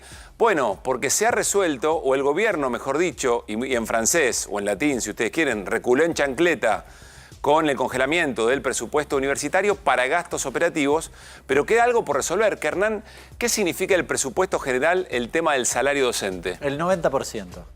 Es decir, 9 de cada 10 pesos que se dedican a la cuestión educativa, a la estructura de lo que es el financiamiento universitario, por ejemplo, básicamente va a salarios. La discusión, a alguno del otro lado le puede parecer llamativo. Che, estábamos discutiendo solo el 10% que era el financiamiento de lo que tiene que ver con funcionamiento, la luz. Sí, para ser precisos, el 8%, con lo cual arriba del 90% son los salarios. Y una parte importante de esa discusión es el FONID, el Fondo de Incentivo Docente, que en los distintos niveles educativos y demás, bueno, y depende de la provincia, va de entre el 10 al 15%. ¿Qué, Martín? La producción estuvo con Belgrano. Sí. Vos arrancaste hablando de Belgrano. Sí, señor. Frase de Belgrano. Crear escuelas gratuitas, y textual, a donde pudiesen los infelices mandar a sus hijos sin tener que pagar cosa alguna por la instrucción. Y la política esa debería incluir también escuelas gratuitas para las niñas. Bueno. 1808, antes de la Revolución de Mayo todavía. 1808. Antes de la Revolución de Mayo todavía. Bueno, semana que viene hay jornadas, no hay paro de docentes universitarios, hay jornadas de visibilización de este problema. Miércoles, jueves y viernes. El miércoles una movilización al Ministerio de Educación. Los rectores de las universidades también convocan, porque el gobierno especulaba con que resolvemos el problema operativo de las universidades y seguramente se parte el frente universitario. Hay que ver efectivamente qué ocurre. ¿Qué ocurrirá con la CGT? Que en su momento también llamó a movilizarse a aquella plaza del 23 de abril por la educación pública. Será interesante observar eso. A nosotros nos pareció interesante en la jornada de hoy retomar una charla con Guillermo Durán. ¿Quién es Guillermo Durán? El rector de la universidad, el decano de la Universidad de Exactas. Y es interesante porque, insisto, lo que van a escuchar a continuación tiene total vigencia. La semana que viene va a ser un tema seguramente agenda de QR. Lo compartimos.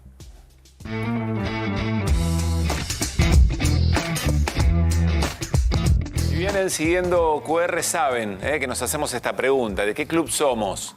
Bueno, algunos dirán de aquí, de allá, otros dirán de Arroyito, hay de todo, digamos, para decir. Pero hay un club que somos casi 46 millones de argentinos y argentinas, que es el Club de la Casta. No sabíamos que éramos parte de ese club, pero lo somos. Tenemos hoy un nuevo integrante, le vamos a entregar su carnet como corresponde. Es Guillermo Durán, que es decano de Ciencias Exactas, que es también doctor en matemática, que es docente, pero aquí está la apertura de nuestro segmento. Dale.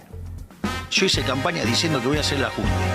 Y que el ajuste no lo paga la gente de bien, lo pagan los delincuentes, lo paga la casta, lo paga la casta. Y aquí tenemos el carnet de Guillermo Durán, que está con nosotros, ya vamos a conversar con él. Pero mirá, qué pinturita, ¿eh? Guillermo Durán, número de socio 44.656.727. Y con las firmas, todo ya va a ser entregado, por supuesto, en mano, además de la versión digital. Me voy al encuentro de Guillermo Durán. ¿Cómo te va, Guillermo? ¿Cómo estás? andás? Un gusto, muchas gracias por la invitación. Gracias por venir. Una primera reacción siempre, bueno, no sabíamos que éramos parte del Club de la Casta.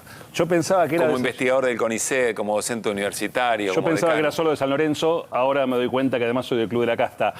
Nos empezamos a dar cuenta en estos meses, ¿no? Digo, los jubilados son del Club de la Casta y bueno, ahora nos ha tocado a los investigadores, a los docentes. Lo que estamos sufriendo es muy grave.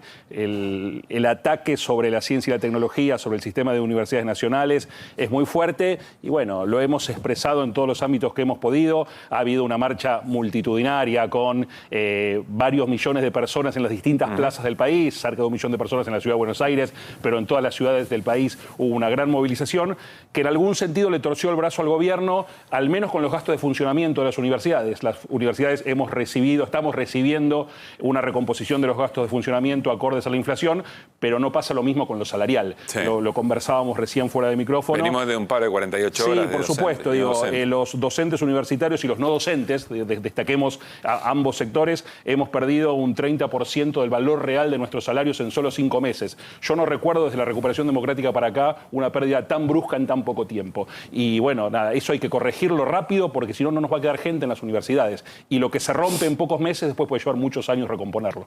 A ver, Guillermo, firmaron una carta de documento. ¿A quién se la enviaron? ¿Quiénes la firmaron? ¿Y qué es lo que dice esa carta de documento? La firmé yo, se la mandamos a la jefatura de gabinete y tiene como decano de Exactas. Como decano de Exactas, pero con el total apoyo de la Universidad de Buenos Aires, del rector Helpi, del vicerrector Jacobiti y del cuerpo jurídico de la Universidad de Buenos Aires y de nuestra facultad. Y tiene que ver con el no mantenimiento del Cero más Infinito, un edificio hermoso, insignia, muy nuevo que tenemos en Ciudad Universitaria, que yo digo que marcas políticas de Estado. Se pensó y se gestó el crédito durante el gobierno de Cristina Fernández con Axel Kicillof de ministro de Economía, se construyó durante el gobierno de Macri y se inauguró durante el gobierno de Alberto. Es una hermosura de edificio, si no lo conocen los invito a verlo, donde se cursa buena parte de las carreras de nuestra facultad, donde tenemos en el primer piso alrededor de 300 investigadores de computación, Instituto de Cálculo, Ciencias de la Atmósfera, trabajando allí, y que hay un compromiso firmado durante la época de Macri, Lino Barañao en ese momento ministro de Ciencia y Alberto Barbieri, rector de la UBA, que a partir de la entrega del edificio a la Universidad de Buenos Aires,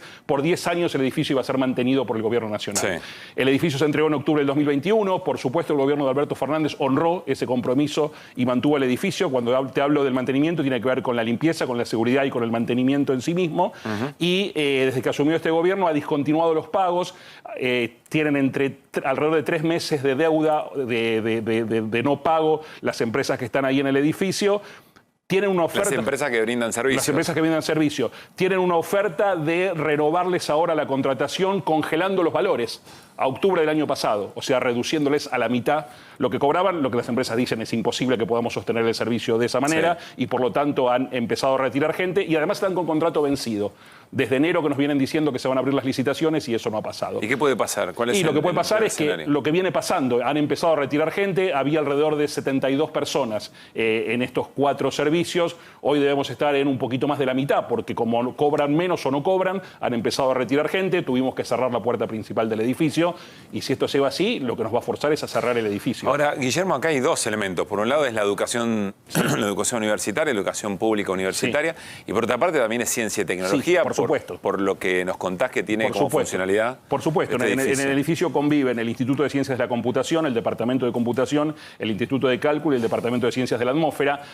Temas que en principio cuando vos lo escuchás hablar al presidente parecería ser que son prioridad, que son de punta, nos contó... A ver, después del viaje a Estados Unidos uno podría decir, bueno, me voy a apoyar en este... Exacto. Esa es la contradicción entre decir que eso es de interés, sí, y después de financiar el mantenimiento de uno de los principales lugares donde eso se estudia.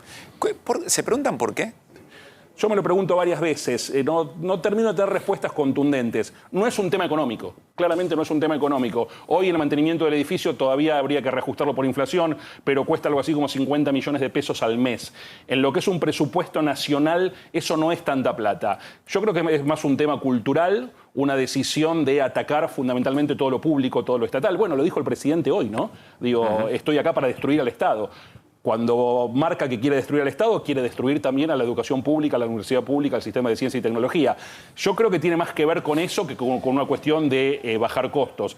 Pero lo que hay que hacerles entender es que un país no puede ser serio si no pone una inversión correcta en ciencia y tecnología, en universidades nacionales.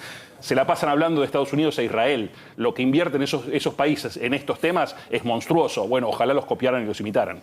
Ese dato es muy interesante. Un día se van a enterar de que eso funciona así. Claro. Y quizá griten eureka, ya que estamos hablando de ciencia. Estaría bueno que se entere, todos los países serios del mundo invierten en educación, en ciencia y tecnología, en universidades, mucha plata. Acá lo que estamos pidiendo es poder funcionar, que los sueldos sean dignos. De vuelta, lo que te decía recién, si perdimos casi un tercio del ingreso real en 5 meses, es muy difícil sostener el sistema de universidades o el sistema de ciencia de esa manera. Le preguntaba a Guillermo, antes de comenzar la conversación, de arrancar la conversación, yo no sabía que un decano podía al mismo tiempo ser docente. Y me decía, no, prefiero ser docente porque no quiero perder contacto con lo que está pasando. ¿Qué pasa después de esa gran movilización, habiendo conseguido el presupuesto para funcionamiento? ¿Qué pasa en los pasillos? ¿Qué se discute en las aulas? ¿Cuántas miradas hay alrededor de lo que ocurre? Y los chicos y las chicas están muy preocupados. Yo siempre digo, nuestra facultad es de las que ha crecido la matrícula. No ha pasado en todas las facultades de la Universidad de Buenos Aires. Nosotros hasta hace unos 5 años atrás teníamos alrededor de 1.000 ingresos post-CBC por año. Hoy estábamos teniendo 1.500, 1.600. Ha aumentado casi 50% el ingreso año a año. Fundamentalmente producto de algunas de estas carreras, de nuestra flamante licenciatura en ciencia de datos, pero también ha crecido computación, ha crecido física, y los chicos están preocupados porque vienen y te preguntan, por ejemplo, ¿vamos a poder mantener el edificio abierto? Y la respuesta es, ojalá que sí, lo último que queremos nosotros es cerrarlo, pero tiene que estar ahí el rol del Estado Nacional y del gobierno para seguir manteniéndolo. ¿Sabés si hay vocación de irse, como ocurría en otros tiempos? ¿De la gente? Sí. Empezamos a perder gente. Empezamos a perder gente desde distintos lugares. Me refiero de afuera, sí, ¿no? por supuesto. Sí. Yo digo, del 2003 al 2015 volvieron 1.500 investigadores. Ahora estamos caminando en el sentido contrario. Y no solo con el exterior, también con universidades privadas, también con la industria. Está bueno que haya científicos y tecnólogos en la industria, pero algunos tienen que quedarse en la academia. Y cuando es tan desigual el salario que vos ganás en algunas disciplinas, en las universidades o en el sistema de ciencia, con respecto a lo que ganás en la industria, es muy difícil sostener a la gente en la academia. Y no vamos a poder seguir formando a la gente, y entonces entramos en un círculo de muy difícil sostenimiento de todo el sistema. Exactas tiene muchas carreras, tiene muchas facultades. Sí. Vos sos doctor en matemática y trabajás en matemática aplicada. Yo soy licenciado en matemática y doctor en computación. En computación, pero trabajo en temas de matemática aplicada. Bien, si yo te digo, ¿qué nos perdemos en el área de la matemática aplicada? ¿Qué nos perdemos? ¿Qué grandes hitos tiene eventualmente la Argentina en esta materia como para pensar qué es lo que estamos dejando ir y qué es lo que estamos precarizando? Nos perdemos un montón de acciones que podemos hacer desde la matemática, en este caso, como un factor para resolver problemas de todos los días. Yo estoy trabajando en problemas de recolección de residuos, por ejemplo. A ver. Hemos trabajado con el municipio de Berazategui antes de la pandemia, ahora estamos trabajando en el municipio de Quilmes para mejorar la recolección de residuos de ambos municipios. Hemos trabajado en el ámbito del fútbol, hemos hecho programaciones deportivas para hacerlas más eficientes y eso lo hemos hecho aplicando matemática a estos problemas. Perdón, ¿matemática al funcionamiento de un equipo? No, a la programación de un campeonato. En su momento lo hicimos para el fútbol argentino en la época de la Superliga. O sea, para el fixture. Exactamente. Lo hicimos para la Superliga en la época del 2018 y del 2020. Ahí detrás el número del canal para reclamos, ¿cuál es? Que me parece, ¿no? Detrás de eso hay matemática. Digo, cuando vos lo haces metiéndole cabeza y matemática y computación a los problemas, los podés hacer de manera más eficiente. Me ha tocado trabajar en Chile. Hemos trabajado mucho tiempo con la industria del salmón en el sur de Chile, mejorando el transporte, la logística, la planificación de la producción. ¿Y somos buenos en eso en la Argentina? Sí, somos muy buenos. Somos muy buenos en general en prácticamente todas las ciencias. Digo, el nivel de los chicos nuestros, el nivel del recurso humano que se genera desde la Universidad Argentina es competitivo a nivel mundial. Bueno, hace poquito llegaron nuestros chicos de competir en el Mundial de Programación. Salieron campeones latinoamericanos, de nuevo. Salieron 13 en el mundo, con 170 equipos participantes en la final. Seguramente 1.000 equipos si vos tomás los que fueron participando antes. Bueno, esos son 3 chicos que estudian en nuestra facultad. El nivel del recurso humano que formamos desde la universidad pública es buenísimo. Te lo reconocen en cualquier lugar del mundo. Nosotros trabajamos con colegas de distintos países del mundo y todos te dicen, a veces cuesta entender con los vaivenes políticos y económicos que tiene la Argentina cómo siguen formando el recurso humano de calidad que forman. Guillermo, supongamos que llega en algún momento otro gobierno y que le da la importancia que hoy están reclamando a la ciencia, a la tecnología y a la educación universitaria. ¿Qué cosas no habría que repetir de experiencias anteriores que le dejó la pelota picando a un gobierno como este para tener cierta legitimidad en su discurso? Está buena la pregunta. Yo por ahí excede el campo de la ciencia y la tecnología. Me parece que los dos últimos gobiernos democráticos no hicieron las cosas suficientemente bien y eso provocó que hoy tengamos el horror que tenemos gobernando el país. Debemos aprender de los errores cometidos y ojalá, lo escuchaba Santoro ayer, plantear, bueno, tenemos que pensar en un gobierno de unidad nacional, que nos pongamos de acuerdo en el rol del Estado, en la producción, en el trabajo, en mejorar la industria, en mejorar la ciencia, en tener mejores universidades. Bueno, por ahí la cosa pasa por ahí. Digo, este experimento en el que estamos es muy difícil que pueda salir bien, ¿no? Digo, aparecen hoy prácticamente todos los sectores perjudicados. Bueno, el club de la casta, ¿no? Cada vez aparecen más sectores perjudicados por un modelo que me parece que no puede salir bien, ¿no? Bueno, tenemos que prepararnos para, ya como país, digo, ahora esto me parece que excede el tema de la Universidad de la Ciencia, como país me parece que tenemos que prepararnos para generar una propuesta que pueda ser sostenible en el tiempo y que por supuesto sea mucho mejor que esto para el pueblo argentino. Guillermo, gracias, bienvenido al Club de la Casta. Estamos trabajando algunos descuentos como para que presentes y sirva, pero te estamos avisando. Lamentablemente nos reímos, tendríamos que ponernos a llorar. Ojalá que esto empiece a cambiar y a mejorar. No es sostenible un país serio con este tipo de políticas. Muchas gracias por haber venido. Gracias a ustedes.